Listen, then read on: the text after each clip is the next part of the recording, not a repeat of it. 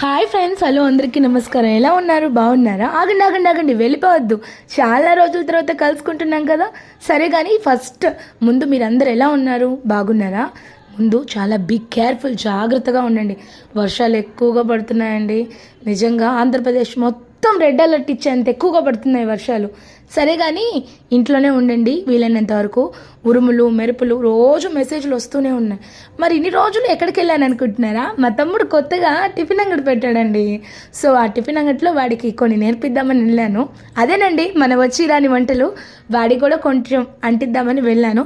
వాడికి నేర్పించాను. మళ్ళీ మీ ముందుకు ఇలా వచ్చేసాను. మన వీడియోలో అదేనండి మన ఛానల్లో చేపల పులుసు పెడుతూ కొన్ని విషయాలు షేర్ చేశాను. ఫుల్ వీడియో మన ఛానల్లో ఉంది, చూసేయండి.